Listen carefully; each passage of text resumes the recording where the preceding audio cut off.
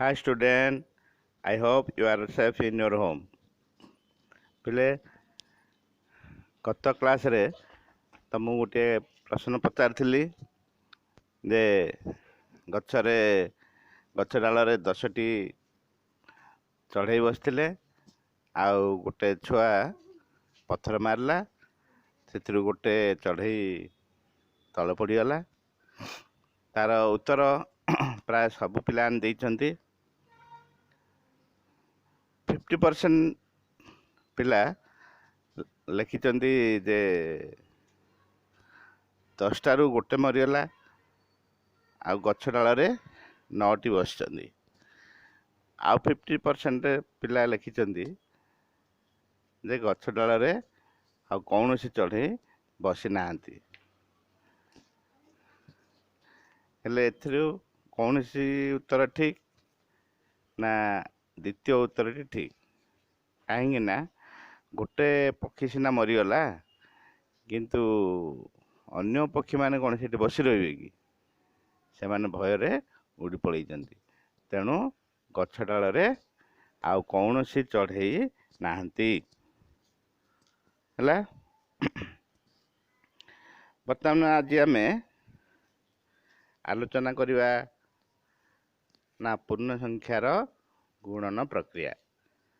ଆମର 2 ଦିନ ହେଲା ଯୋଗ କ୍ରିୟା ଗଲା, ବିୟୋଗ କ୍ରିୟା ଗଲା। ଆଜି ଆରମ୍ଭ କରିବା ନା ପୂର୍ଣ୍ଣ ସଂଖ୍ୟାର ଗୁଣନ ପ୍ରକ୍ରିୟା। ଆଗରୁ ଆମେ ସ୍ୱାଭାବିକ ସଂଖ୍ୟାର ଗୁଣନ ଜାଣିଛୁ। 5 × 4 = 20, 3 × 6 = 18। ଆଜି ଆମେ ପୂର୍ଣ୍ଣ ସଂଖ୍ୟାର ଗୁଣନ ସମ୍ବନ୍ଧରେ ଆଲୋଚନା କରିବା।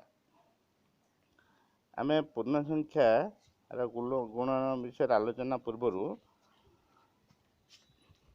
6ଟି ପର୍ଯ୍ୟାୟ ବିଷୟରେ ଆଲୋଚନା କରିବା ଆବଶ୍ୟକ। ସେ 6ଟି ପର୍ଯ୍ୟାୟ ଗୁଡ଼ିକ ହେଲା କ'ଣ?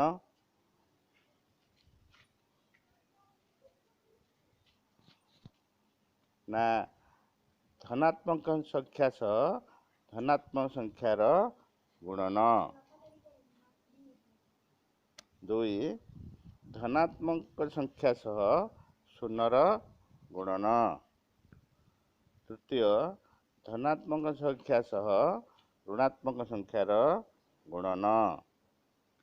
4, ଶୂନ୍ୟ ସହ ଋଣାତ୍ମକ ସଂଖ୍ୟାର ଗୁଣନ। 5, ଋଣାତ୍ମକ ସଂଖ୍ୟା ସହ ଧନାତ୍ମକ ସଂଖ୍ୟାର ଗୁଣନ। ଏବଂ ଶେଷରେ ଋଣାତ୍ମକ ସଂଖ୍ୟା ସହ ଋଣାତ୍ମକ ସଂଖ୍ୟାର ଗୁଣନ। ଏଇଭଳି ଭାବରେ ଆମେ 6ଟି ପର୍ଯ୍ୟାୟ ଦେଇ ଗତି କରିବା। ହେଲେ ପ୍ରଥମେ ଆମେ ଦେଖିବା ଧନାତ୍ମକ ସଂଖ୍ୟା ସହ ଧନାତ୍ମକ ସଂଖ୍ୟାର ଗୁଣନ। ବର୍ତ୍ତମାନ ଦେଖିବା ଉଦାହରଣ ଏଠି ଯେ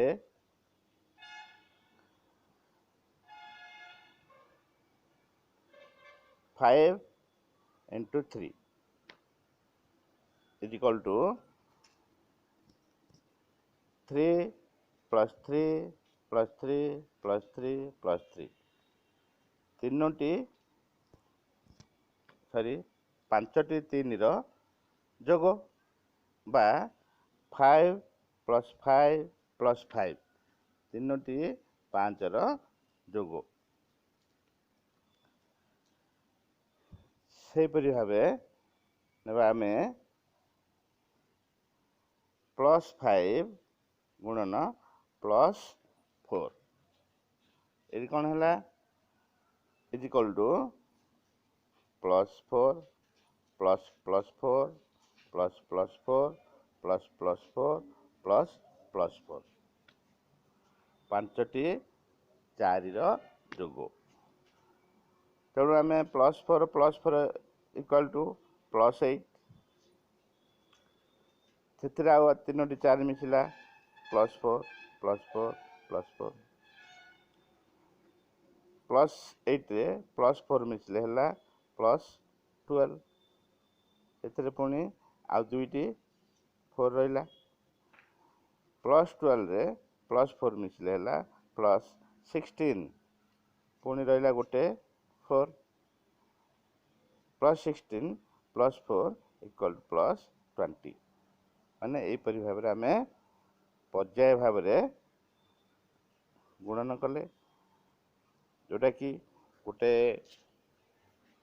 संख्या सह आउ गोटे संख्या प्लस करी क्रमिक गुणन अर्थ संख्या मानकर क्रमिक जोग ताको आम संख्या रेखार मध्य देखा देख बर्तमान संख्या रेखार केमती दर्शाई ना 0 टू +4 +4 टू आउ 4 मिसला आसला +8 +8 रे 4 मिसला +12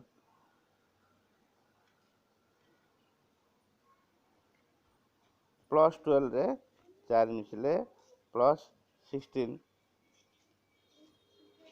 +16 रे 4 जोग कले +20 यही परिवार संख्या रेखा द्वारा आम जोग कर आम दर्शाई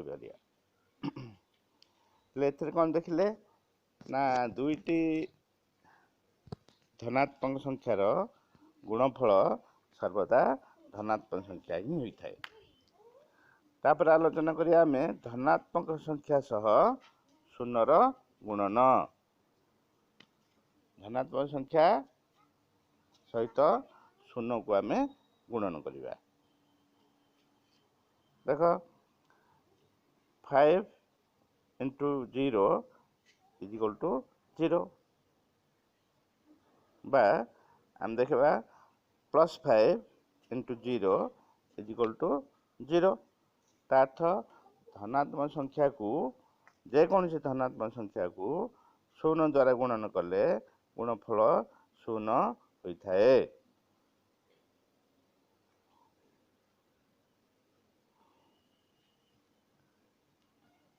सेपरी 0 into 3 is equal to 0 बा 0 into +3 is equal to 0 एथु जान जेकोसी धनात्मक संख्या को शून्य द्वारा गुणिले बा शून्य को जेकोसी धनात्मक संख्या द्वारा गुणन कले गुणफल सर्वदा शून्य होता है। बर्तमान आम देखिए आलोचना करिया धनात्मक संख्या सह ऋणात्मक संख्यार गुणन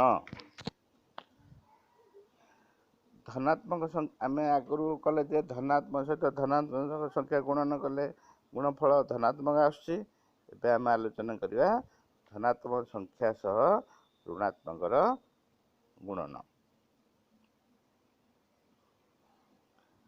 देख एठारे ना +4 into -5 जोटा कि आम दर्शे आम जी बंधनी बाहर करदे ताल कौन है +4 into -5 तार्थ आमर 4टी -5 रो क्रमिक जोग जार शेष उत्तर आसो -20 केमती है -20 ना प्रथम आम जोग कले -5 + -5 हेले माइनस माइनस आम जानचे प्लस कराब कि चिन्ह रईस आसला -10 दुईटी 5 है सहित पुणी आम गोटे प्लस करिया -5 बंधनी खोलदे माइनस प्लस माइनस हो -10 -5 प्लस करदे आसवा उत्तर -15 -15 सह आम पुणी जो करिया -5 हेले प्लस माइनस माइनस तेणु -15 प्लस -5 इक्वल टू -10 आम देखिले ଯେ +4 into -5 is equal to -20.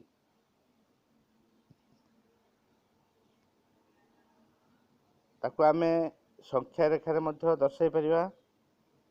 केमती दर्शाई देख ना आमर ऋणात्मक आसी तेणुक आमर 4टी 5 मिसिबो कौन आसला ना 0 टू -5 तुम जानिच जे बाम पटे गले ऋणात्मक संख्या और डाहाण पटे गले धनात्मक संख्या 0 टू 5 कभी आसला -5 -5 रे पुणी आउ थे -5 जोग गले -10 -10 रे -5 जोग कले -15 -15 रे -5 जोग कले आसला -20।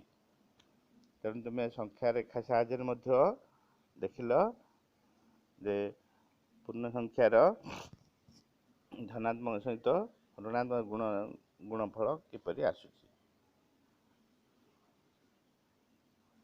बर्तमान देखिबा ना एक धनात्मक पूर्ण संख्या इंटू ऋणात्मक पूर्ण संख्या इज इक्वल टू ऋणात्मक पूर्ण संख्या। बर्तमान उदाहरण टेबुल देख ना संख्या दुईटी गोटे अच्छी 3 - 2 गोटे धनात्मक गोटे ऋणात्मक गुणफल हूँ -6 +4 -3 गुणफल -12 +5 -5 आंसर -25।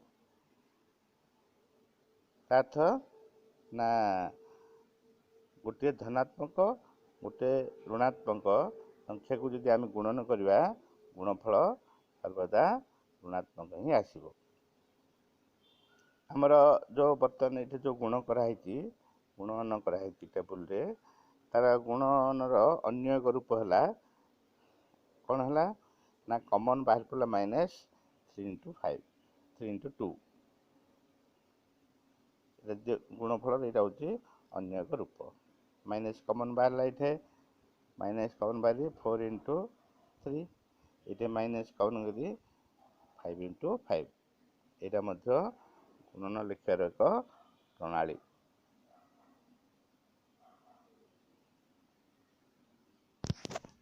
बर्तमान आम आलोचना करवा शून्य सह ऋणात्मक संख्यार गुणन। शून्य सह ऋणात्मक संख्यार गुणन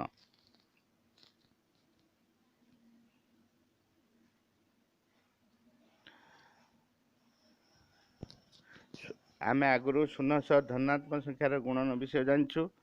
बर्तमान उदाहरण देख 0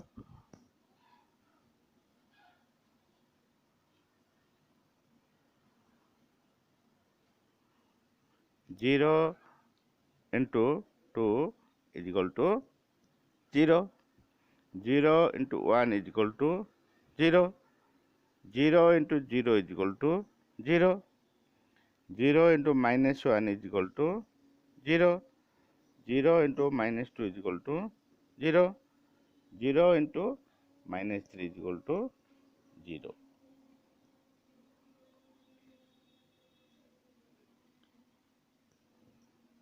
सेपरी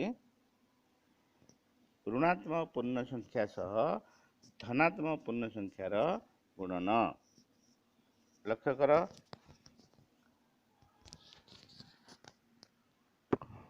4 × 3 is equal to 12 दुईटी धनात्मक संख्या गुणन कले उत्तर आसला धनात्मक 3 × 3 is equal to 9 दुईटी धनात्मक गुणन कले उत्तर आसला धनात्मक -1 × 3 is equal to -3 ये कौन है ना धनात्मक संख्या सह ऋणात्मक संख्यार गुणन कले गुणनफल आसुची ऋणात्मक संख्या।